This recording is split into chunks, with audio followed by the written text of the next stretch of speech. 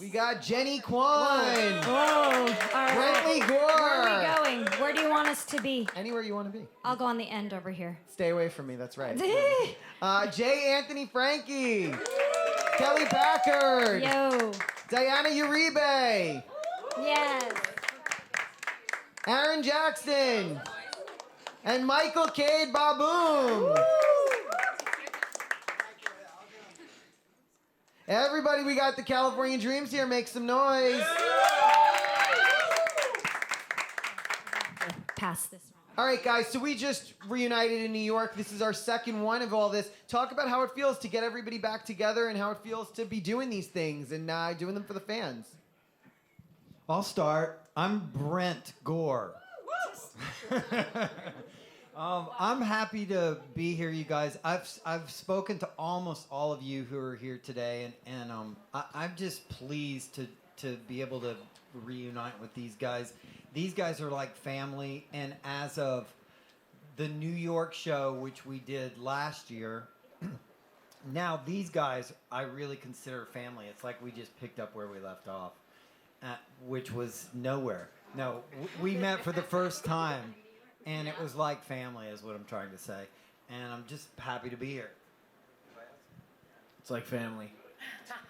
No, I mean, there's not a day that goes by that we haven't spoken, especially with social media. We're always commenting, and we're always saying, hey, we're always keeping in the loop.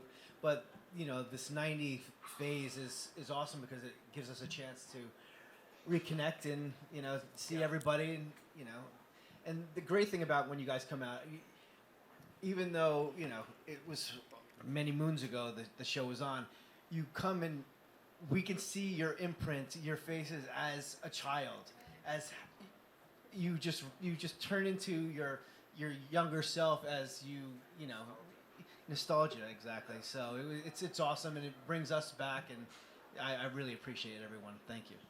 Yeah, thanks you guys for being here. You know, it's interesting. Do a lot of you guys go to different conventions at all? Yeah, so sometimes you'll see at different conventions there's like a lot of different people, and sometimes you get loads, and like San Diego Comic-Con is insane, or sometimes, you know, you go to Arkansas and it's, you know, small numbers, but today it's been really, really just a joy. We have some people who came from New York and New Orleans, and just I mean, I feel taken aback, so just grateful. Like Michael's saying, it's like Albuquerque, you know? I mean, here we are, you know, it truly is a labor of love, for real, you know? It's when it's self-run, it's a different sort of game, you know? It's not someone doing it for you, so we're appreciative that you guys have taken the time, spent the money to be here, you know, taking vacations, you know, from jobs. Like, it's not taken lightly. So thank you so much for supporting us and, like, really just still being here. Because someone actually cares, you know, and you don't have to. So thank you. Guys, talk a little bit. I'm sure we've all talked about this before, but all the fans want to hear it. What are some of your favorite moments from the show, episodes of the show? What stands out in your mind as you're getting back together again? Oh, me? I always tend to go back to the memory of when we got the part, because that was one of the best days of my life. Yeah. But, and yeah, it was just so special. And it's actually just you and I. Yeah, because, yeah, anyway. Right? Because William, yeah, it's just you and I, the OGs. But, because Michael was different. he's anyways. I was offered the show. Yeah, whatever. They had to audition. I was waiting for that. Like little peons. Yeah. So that was just an amazing day. But I enjoyed all of the shenanigans on set. Every one of them. I would cry daily because Michael would make me cry because he was not very nice. So would I. But looking back, we were just one big happy family that just did silly things all day long. And I guess we were mild compared to the Saved by the Bell cast. I guess there were days where they couldn't find Dustin and he was climbing rafters. We were never like that, but we were pretty crazy and had a good time. So, yeah. No, we were almost all adults when we were doing it. We were? Yeah. almost. Yeah. Well, I mean, legally. Oh, God. I don't mean really.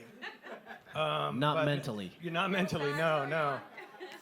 When they said you were the biggest partier, I was like, what?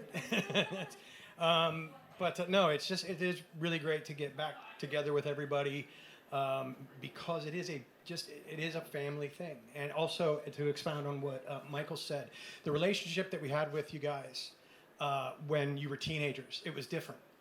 And now that we're older and you're older, it's a mature relationship now. It's just it's heartwarming to actually like be able to actually sit and talk to yours. Before it was always from behind a barrier, or behind something, or behind up in the stands or whatever, and there was screaming and we were screaming back at you and stuff like that. But no, just to have this mature relationship with you guys now is also fantastic. So.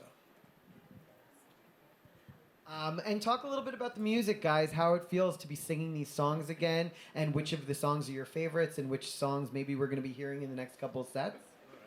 Well, picking the songs back up from California Dreams has been a really eye-opening experience, because when we started the music in the beginning in the 90s, we all were picky. You're kids, and punk rock was breaking, Nirvana was on its way, and we were doing Wilson Phillips, So, and Heidi, who's not here, obviously, came in with that voice, and we were just like, oh my God, But the music that we're playing today is obviously timeless, because I really feel like that the songs that we did back then, going back through those songs and playing these songs for you guys, we've done New York, they did LA before, and then we're back here in LA, and we're gonna, do more in the future. It's like playing songs that are that good and that timeless. There's no time stamp on it. And I didn't realize at the time how great what we were doing was. But now I do. And so I'm really grateful for that. Anybody else? They second, third, fourth, fifth, sixth. Yes. Talk a little bit about the dynamics on the show, and you said that you didn't understand what you had at the time and stuff like that. But talk a little bit about the friendships that you guys have formed and how you still are friends to this day, because this is real. I've known you guys for a little bit now, and I can definitely vouch for the fact that they really are a family dynamic with all the ins and outs of it. And you guys are real friends. Some shows are not. You are real friends. So touch on that a little bit. I just want to say two of my girls are here, and what's her name? What do you guys call her? Aunt Jenny. And what do you call him? Uncle Mike. Yeah, they don't know any different. It's Uncle Mike and Aunt Jenny. I mean, it's the truth. Says a lot. Yeah. Especially after 30 years. Yeah. I mean, it's incredible. Yeah. Can I see that, Jay? Yeah. So the other day when we were promoting here, Michael and I was like, oh gosh, Drunk. like trying to chase him down, I'm like, Brent, text Michael, we gotta go. So we get here and we're just hanging out, and I'm like, okay, we're gonna do this, and then we're kind of stupid, and when I was editing the video I don't know if you guys saw it, but it's I was like, oh my gosh, we've known each other for 32 years. I've known him longer than my husband. Wow. And the fact that we're still cracking up, I get emotional a little bit about it. Because again, you guys are here. Listen, it's a Friday, people took off work. We'll have our concert, and Kelly moved to Texas, and her girls are grown up, and we're Jay and Brent were staying at my house, which is we smaller. slept at Jennie's. Which is smaller than this whole did. stage area, and I was like, it's a sausage fest up in my house. It's a sausage fest. It's and I'm I actually slept on Jennie's couch last night. Yeah. Yeah, because she tried to put me in bed with her husband, and I said, I'm not having it. I was like, hey, listen, anyway, so Of course she did. Wait a minute, who's filming? This will go south real quick. Yeah, Let's exactly. just So anyway, I guess, we are like a family, we fight like a family, then we make up, and, we're really here. So, yeah, there you go. I like to watch them fight. Yes. Michael and Kelly go at it a lot, and then Michael and Jennie. I'm just kind of the cheerleader in the back. I'm like, go, go, go. And I put my money on Jennie and Kelly each time. But yeah, it's I talk about it a lot, about how welcoming this group was and how great it was to finally meet Brent in New York. And like Brent was saying, it was like insta-fam. It's almost like we had worked together. I had mentioned it in a couple of interviews. Like I would have loved to have worked with you guys, you and Heidi, because it just seemed like it would have been an extension of everything that we had, which was so much fun. It would have definitely been better. Way better. No, I do have a question for you, actually, because, I'm just always curious. What was it like for you to come into the show when you did? I've heard a little from Aaron about it, but, I don't know a lot. Like, how did you feel coming in from the girl side? We have our own guy bro dynamic where, we were all like, bowing up. And I'm like, who's the leather jacket coming in? I'm Matt Garrison. He's like, well, I'm Jake Summers. And then I left. They used to count how many claps they would get before, like when they were introduced. I'm like, oh my gosh, you guys, get over it. I got the highest grade. Oh, thank you. Thank you. So my question is tell us, like, from the girls' side, what that was like. I don't think I was worried about the girls in general. I was worried about joining the group collectively because you guys had been together for 2 years already.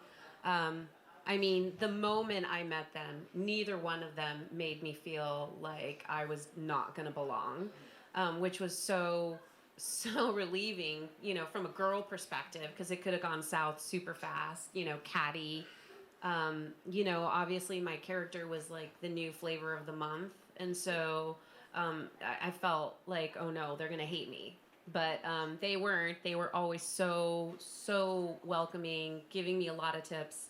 I talk about it a lot. I can actually point out my first episode because I was so nervous. And I was sitting on the couch in the loft, and I am sitting straight up with my back straight, and I'm on the show, and I'm like looking at the band, and we were doing the scene, and Jay was next to me, and he had his hand back, and he's super like comfortable, and I think at some point he's like you can sit back, and I'm like I'm fine. But that's how nervous I was, but I think by the end of taping, I just felt like, okay, these guys have my back. So I never felt like there was any competition or like I wasn't going to belong. It was great. The girls were ahead of their time. I think also, what you might not know when you're 19, 20, you guys are all so different and you all offer something so special. And I think that doing this now, you all really see that. Like, for example, William, who's not here today, who's also just great. It's like when you guys are doing Atlantic City coming up, they wanted him because it was their first time they saw that representation. Everybody here has a strength and everybody here is so important. And they never replaced anybody who left. They just brought in someone different, which I think was also really important. Jay, you wanted to touch? I just wanted to expound on the what you were saying. I just interviewed Patrick Maloney, which was one of our directors, and what he said California Dreams was one of his favorite sets to work on, period, because he said there were no actual complete and total a-holes on the set. It was actually, which is rare. He said there's other sets he's been on where actors wouldn't come out if another actor was on the set, and he said, you guys you had your issues, you were a dysfunctional family, but you all got it done. You were professional. You liked each other when it came down to it. Loved each other even when it came down to it. So that was just a little point I wanted to make as well. And it's a good point. And again, why I invited Nicole here today, she's also just a wonderful person. And there are shows that don't have these dynamics, that don't have this wonderful of a cast who's doing this for you guys. I mean, like this, if you were at New York was obviously this big endeavor, but this is not a bad turnout. You guys are amazing fans, and we're so happy to have you guys here. You come from all this way. It's really, really great. Talk a little bit about how much the fans mean to you guys. Everything. No, I have two. Being that Diana and I were the last two to join the family, and I inkle everything that they said, the fans are what made it for us, right? The amount of fan mail that we got on a daily and weekly basis. From around the world. Yeah, I mean, I have letters from Ghana, and my dad. Have them? Yeah, I still do. I still have every one of them, and we a lot of us responded to a lot of the mail. but then over the years now with Instagram and with social media, hearing the impact that we had on your guys' lives. Like, and I was talking to Elias earlier on, he was saying how like he like geeked out when he met us, but we geek out when we meet you guys. We truly do, because it's like you guys brought us up. Like if it wasn't for you guys, we wouldn't be sitting here. So you say you changed our life, or that we changed your lives. You guys changed our lives, and our fans are the absolute best. Well said. Let's turn it to you guys as fans. Everybody, like, do you guys have some questions for them? Let's come on up. Let's see. Come on up. Come on up. Come on up.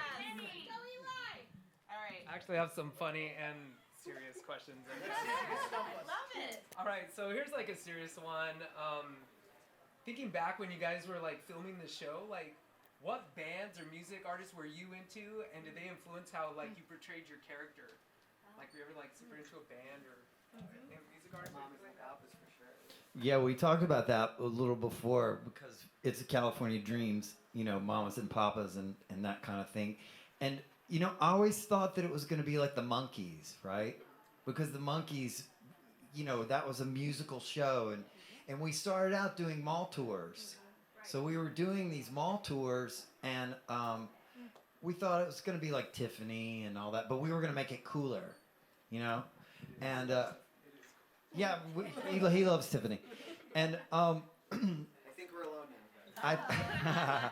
And I think musically speaking, you know, we were at such a changing time in music at that point, but we really had to take direction of Steve Tyrell, who produced us. I mean, they were the ones deciding what our music was going to sound like. You know, I was starting to get into rock and roll. You know, I remember going over to Jay's house one time, and Jay's like, "Have you heard this new guy, Garth Brooks?" You know, and I was like, "Oh, okay." You know, remember Jay? Well, you did. Yeah, there was this one song. I mean, like, I wasn't really into it, but there was this one song. The River. I was like, this is badass. I remember you were talking about it. And I think it was a melting pot of music, because at the beginning of '90s, you know, before Nirvana and Seattle and all that stuff happened, you know, it was pop. It was really pop, and boy bands hadn't even started really popping at that point, right? It was like mid-'90s, right, when all that happened? So we were at the beginning of like what that was forming.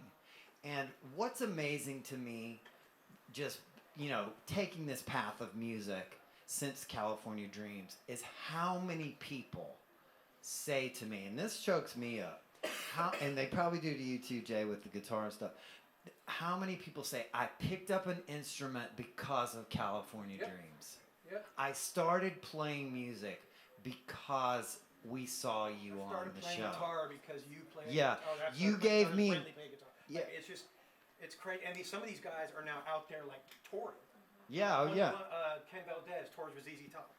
Ken Valdez tours with ZZ Top. Yeah. You know, like that. Like, Yeah. and that guy's a guy who was like, I picked up guitar because of you, and I'm like, and now you're playing with ZZ Top. Holy crap! Anyway. Yeah, go ahead. So here's a crazy musical story. So I was doing this film called Totally Blonde, and they hired this musician that came in from Canada. Nobody's ever heard of him. He just signed. They brought him over, and I heard his album, and I'm like, oh my God, this guy's incredible. And when he met me, he was like, oh my God, it's Sly. I'm California Dreams. I'm like, dude, I'm telling you, you're gonna be huge. So I really think I started this guy's career, and his name was Michael Bublé. Yes. Never was step foot in LA, in US, and his first film, and yeah, he was a big fan of mine, and oh, dude. And today, I see him once in a while, you know, crossing paths, and he goes, I remember. I'm like, Michael Bublé, oh my God. I'm obsessed Take me with you. Yes. Yeah, and I want to say one more thing about a couple of music things that have crossed over. Josh Groban, he played drums on a show because he knew me from California Dreams. I was like, what? And then Mark McGrath came up to me and he goes, you know, I was up for Matt Garrison. I was like, dude, you did just fine, bro. Here's a couple more people. Scott Wolf. Jared Leto. Yep. Larry Bagby was up for your part. Hocus Oh, Pocus. yup. I remember him as well. Yeah. Crazy. Let's get another question, guys. Go ahead. You said you had another one. I Yeah, have, go I ahead. have a bunch, whatever you guys want. Do you want a serious one? Get anything you got. Were there any scripts or stories or lines that you didn't want to do or like asked to do, and you're like, I don't want to. Oh my god. I'm just gonna say real quick, the Rebel Without a Nerve, where Jake loses his cool. Like, I just thought it was just so out of character for Jake. But anyway, go ahead. I had two that I remember very well, actually.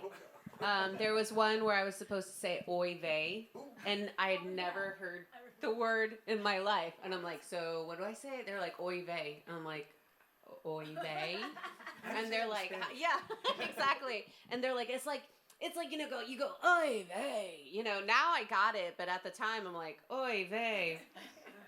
So I remember I was struggling with that. Never heard it in my life. And then the breakup scene between Jake and Lorena, I was like, okay, breakup scene. I should be really sad. This is like this is a moment. And they're like, no. You can't be sad. And I'm like, we're breaking up. And they're like, no. He's going to Tiffany. You gotta play, you gotta kind of like lighten it up. Did you notice? Yeah, so I'm like, okay, so I'm breaking up with him and I'm not sad? And they're like, don't worry, you'll be fine, but you can't be sad. So I remember they were like making it like, don't be sad. And I'm like, all right. So yeah, those were like my two hard ones. Any others? All right, let's get to the question here. Anybody else have one? We'll come back to you. Anybody else? Come on, you got to have a question for these guys. Yeah, come on, let's see. Say something. Katrina was at our 2019 show, and so was Elias. Yeah, they were both there in the very beginning of the concerts. Yeah. Well, I want to tell you guys, because of you in the show, you guys made my dream come true. I wanted to move to California watching your show, and I've been out here 17 years from Michigan. Wow. So I live right down the street, and the California dreams are in my neighborhood. So I was excited. Is it okay for a serious question? Sure. Okay, so with everything, maybe with quiet on the set. Do you guys? What are your thoughts? And would you put your kids in television after doing this? I think that's a good question for Kelly, but I'll just say one of my other cast members from Avatar was one of the original members of all that. And, everybody has their own experience with it. And then I was in Atlanta with two of the other people who were in that docuseries. And I'll just say for us, we're very lucky that we had pretty much a supportive environment, right? And pretty much healthy, right? Non-predatory adults. Sure. Yeah. But I'll let Kelly answer on that because it's, as a child, if you're a mom or a dad or a guardian of having kids in the industry, you have to be very careful. So I'll let you talk on Thank goodness the business is so different now than it was. However, I was 8 years old when I started. I was very sheltered because I wasn't exposed to any of that. And I was on shows like Baywatch from the get-go, Wonder Years, Boy Meets World, all those shows where I could have been taken advantage of. I was very lucky. Now, having said that, my youngest asks me every day if she could be an actress. I would support her 100% in doing it because I have the knowledge. But watching that show opened my eyes to things I did not know. You heard about things sometimes, and you had ideas, but to really hear it blew my mind. That docuseries, it blew my mind. And so now I'm like, ugh, but I would 100% be with her every step. I would never have done, I don't think, what the parents of do you know what I mean? Yeah. But then again, I was kind of let loose. I was on sets by myself from probably 14 on. So I guess I could have been a victim easily. And I'll just say, when I was 14, I was in a girl band, and there was some interesting things. It didn't happen to me, but my manager, she didn't really tell me what was going on, but it was interesting. My mom had sensed something, and she was like, no, Jennifer, you up there. I was like, what? It's fine. Like 30 years later, I'm still friends with that bandmate, and yeah, it was not a great situation where it was not good. And so I was like, oh, that's what my mom was talking about, because she had that intuition when I was like, oh, stop it, you know what I mean? So it happens, you know, and it's funny that when you're in that situation, you just want to do what you want to do as a preteen and like whatever, you're just, you know.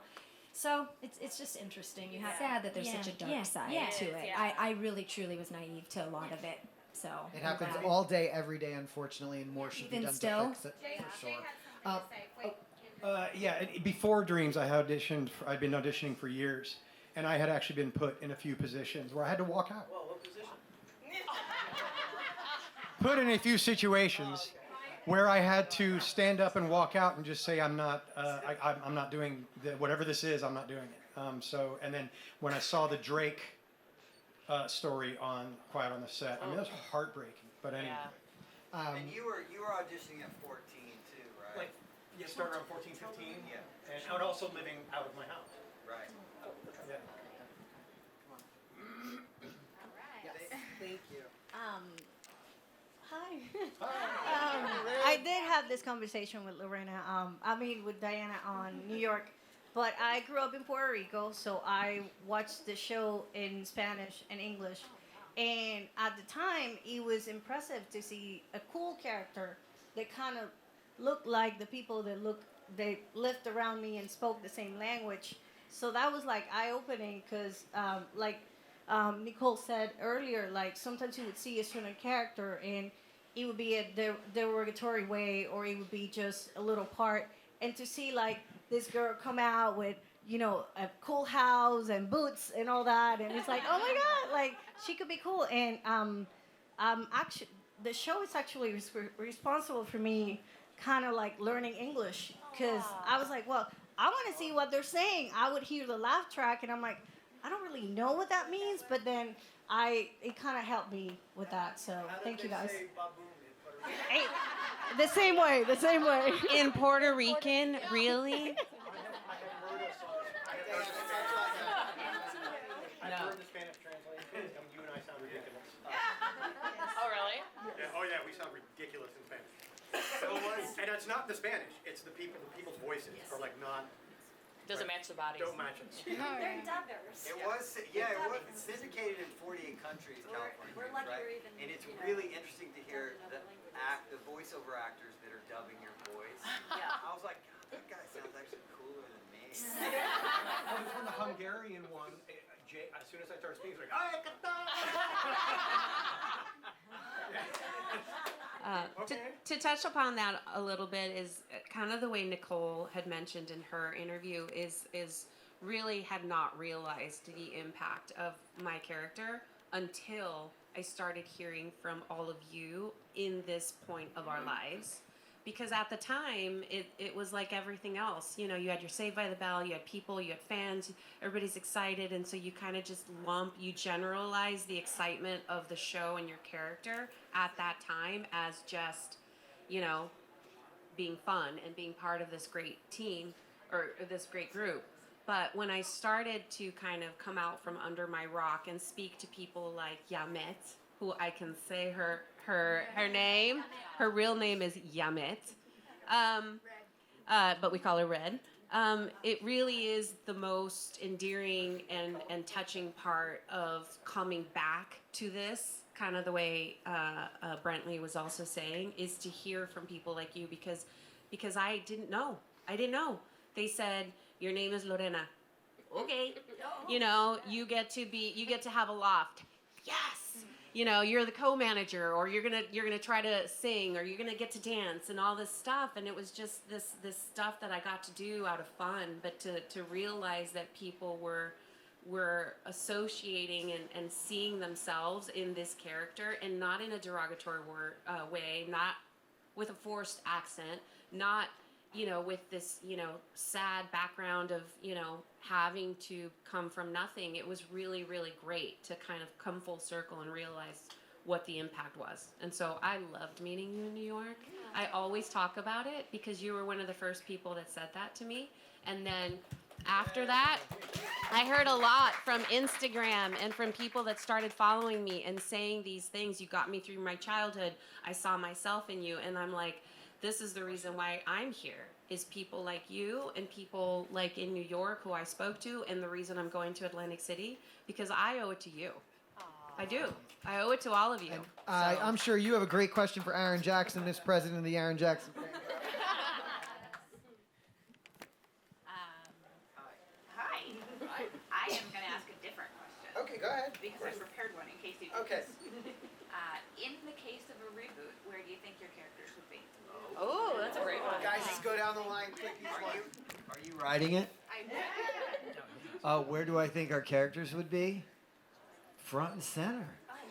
Oh no. That was your line, dude. How's that? Yeah. God. I think I think it'd be the same as it is now for me in real life. Still trying to play music to more people.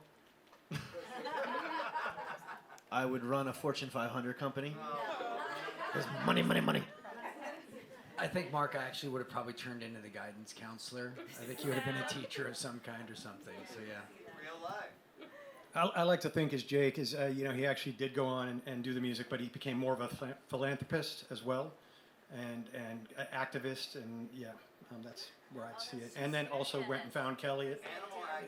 Found Tiff at some point, and they met back up, and Jake and Tiff forever, and lived with lizards and Garth Brooks, and. I would definitely have basically my life now, 30 animals, living by the beach with my surfboard and my husband Jake. I was thinking that I'd be running the Fortune 500 for Sly, and Sly was my stay-at-home husband.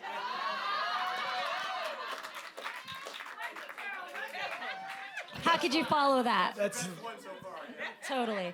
I would say, Sam would still be boy crazy, and we actually wrote a little something a couple years ago. So maybe, you never know, like anything can happen. So maybe we'll revamp it. Who knows? I think you guys are witnessing the reboot right here because no, but for real, like honestly, you get to see the sequel because they're putting on music, So you get that experience, which is really great. Come on, let's get another question. Exactly.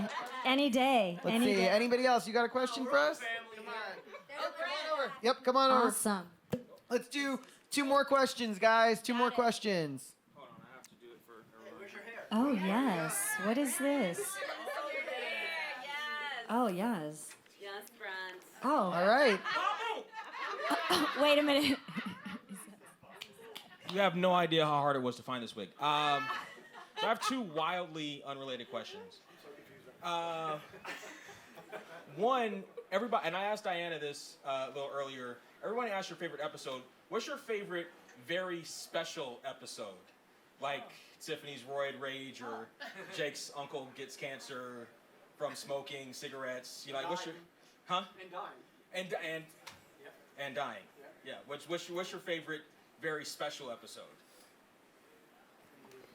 If you have. I would say, fun, like on a very special California Dreams. The cheesy, like the cheesier the better. I don't know, but I will say I liked Granny Woo Shoo Foo. That was fun. So fun. What one? The Granny Woo Shoe Flu. That's my favorite. Tiff's Gold was really special, but then I also felt like it was kind of they were copying from Saved by the Bell a little bit, so I took it with a grain of salt, but it was a special one, of course. As far as like just funny things go, actually chasing him around the loft when he kissed Lorena was really fun to film, and that's definitely a highlight. And then obviously our getting back together was good, and I still lovely, still wonderful, but our getting back together was a pretty pretty special episode. Mine's a bit darker. Mine was probably the graduation episode with the whole drinking and driving scenario. That actually spawned off into me starting a company called Dangerous Curves, which was a company that I went around and I talked to high schools and middle schools about. Thank you for that shameless plug. But I went around and talked to the high schools and middle schools about the effects of drinking and driving, and so many of that was because of that show. And it's a constant reminder to me every time. If I have a beer, I automatically go back to what would Mark do? And Mark would not have drove. And that was, so now 30 years later, I still live by that. I have so many. Let's see. Granny Wushu. I mean, to play a germ, but not only that, like me doing. You were. Did you? Oh yeah. Wait a minute. Follow up question. Did you have knee pads when you were like doing that stuff? Like, cause I'm always on my knees, so it was fine. No, I'm just kidding. No, but the best part, and I want you to. But you. Really, bro. So, but the best part about the germ episode is because it was so out of character, but everybody was so out of character laughing, you know, that we couldn't keep it straight. It took so long to film it because the laughter just kept going on and on and on. Watching Will, and he's behind the camera, and then Jennie's like, anybody you looked at, then I had to still do this stupid little thing. It was so funny, and it was just so hard to do. But it's really fun. It's a little fun thing to do. Go back and like watch, and because you're focused on the character. Like for example, when I played Fabio, when I played the dream, and I go out and I do a dream sequence, and I'm like, you gotta this, and you don't watch me. Watch him and Will and the rest of the cast, and they're so out of character. They're breaking, they're laughing, like the germ. Just look at the other cast members, and you'll see them completely out of character. It's so crazy. But I played so many different fun characters that it was such a gift to play that. It was so fun.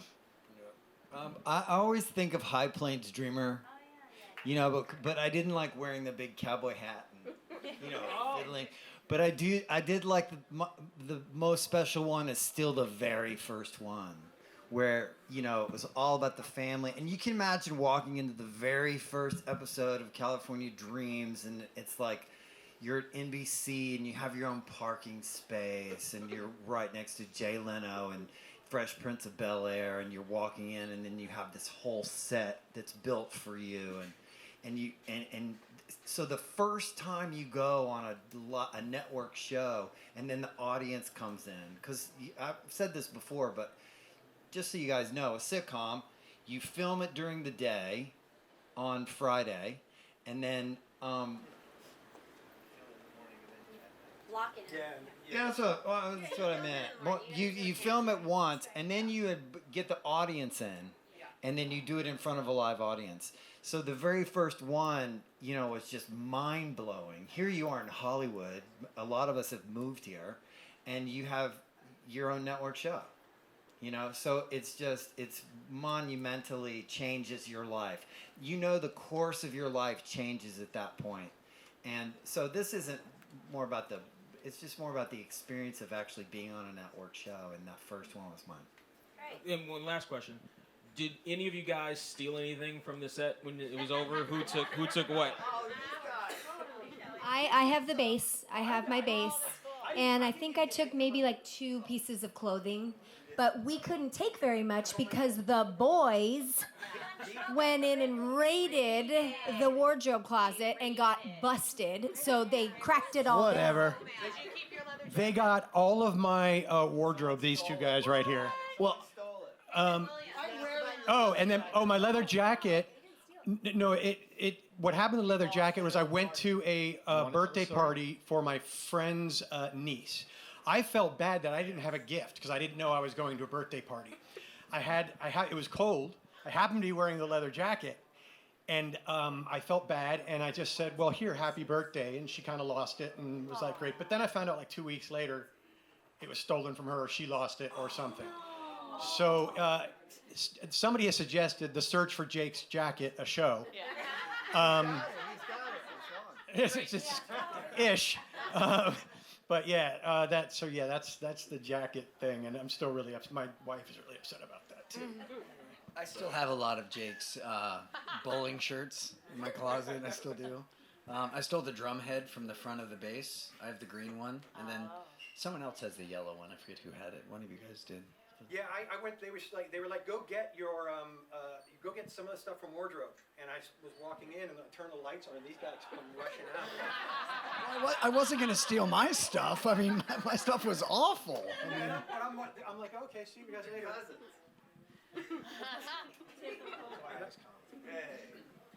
All right, let's get one more question here. All right, So obviously we connected like with your characters and everything like that. Those of you that stayed in like entertainment after California Dreams, what did you work on after that you would suggest a California Dreams fan should check out? Like if you like me and California Dreams, then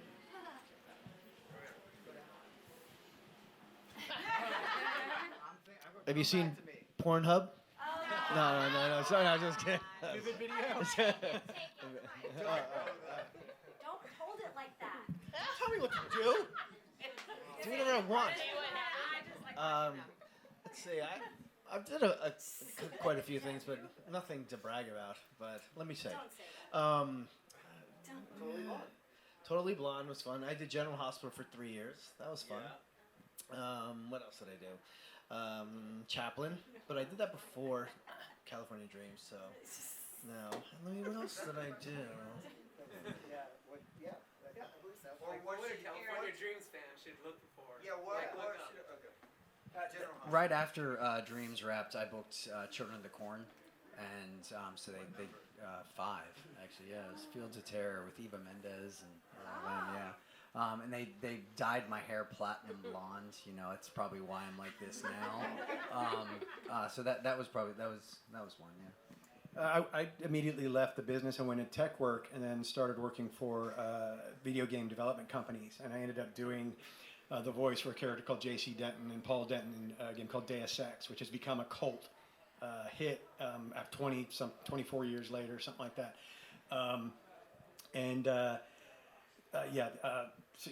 If you want to check that out, check out the game. It's available for I think it's $1.99 now on Steam. That many years later, but it's worth the play. So it actually won a BAFTA, the British Actor and Film Television Awards, which is nuts. I was like, video games didn't win BAFTAs back then. So anyway. Kelly, I think you did a show. I don't know. It was called. I don't know. Hello. Now, I often get asked which show I prefer being on, and that is a very hard question. I was lucky that both of them took place at the beach. And so obviously being on Baywatch, if I wasn't working, I would have been at the beach anyway. So I was being paid to take a jet ski out on the break, so that was a dream job. But that parlayed because I had done Baywatch before Dreams. A lot of people don't know that I was 4 characters on Baywatch. And my first stint was when I was 13 years old. They remembered me all those years. They brought me back when I was on Dreams. And then when Nicole Eggert left the show, they wanted me to come, but I was in my contract with Dreams. So then literally right after, I wrapped in August of '96, and then I booked Baywatch December of the same year. But anyway, I think my character was similar. They were both beach, fun-loving, easy to play. So I kind of was pigeonholed into that character a little bit. But you ever talked to Nicole? Yeah. Oh, yeah. So actually, when you are brought up in the business, again, since 8 years old, and I was against her my entire life, and I lost out on many parts to her, and I was told from the get-go that I looked like her, she became an idol to me. And I'll never forget, Michael Cade introduced me to her at one of the party scenes here in Sunset Strip, and she didn't give me the time of day, and I was destroyed. But I carried that with me. Anyway, cut to 5 years ago, we're doing this documentary for Baywatch that's actually coming out next month. And she's the producer, and she comes to my house, and I instantly got starstruck, but she was the kindest person I had ever met. She just was probably having a bad night that night because I think I even said to her, I've always been told that I look like you, and she was like, anyway, but she's lovely. She's going through an awful health crisis right now, so my heart is breaking for her. Yes, 100%. I still talk to those guys through all this platform of Baywatch doing this reunion, so.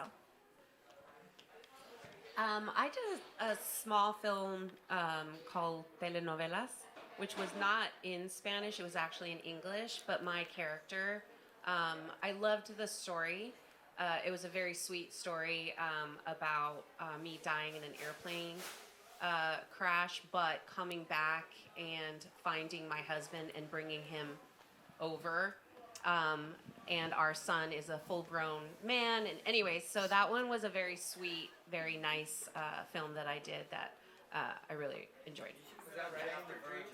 What was that? Was that right after California Dreams? It wasn't right after. It was a few years later, but that was my favorite one. I don't really know what I would say. What was the question? I mean, you did Avatar. That was pretty big. Favorite project after California Dreams that I would recommend to a all I can say is it's interesting when I go to conventions.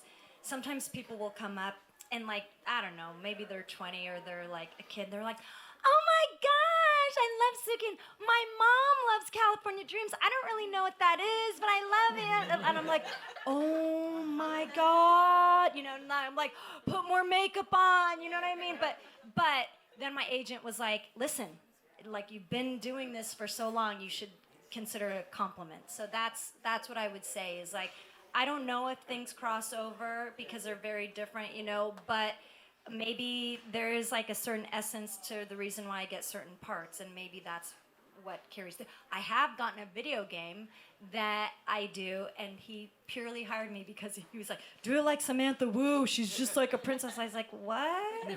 Okay, great. So yeah, there you go. But thank you guys for all your questions. Thank you guys. You guys have really, really made our day. This is the cast of California. I would just say California Dreams. I would really recommend this record "At the Ready" by Brentley Gore. Fantastic follow-up to musician. California Dreams music. Guys, this is the cast of California Dreams. We thank you so much Thank for coming you out. You are guys an for being amazing, here. amazing fan base. Guys, support them because they're doing this for you. This is a real labor of love. NBC is not behind them. This is from them. And I want to give, I'm sure you guys are with me, a special round of applause for Jennie Kwan here. And Brent, too, who wanted to do the show. But Jennie's LA, so humble. you know. But Jennie, It's you true. brought everybody No, back it's together. Thank you so much. Everybody, this is a great cast. Thank you, guys. Support, guys. Get your autographs.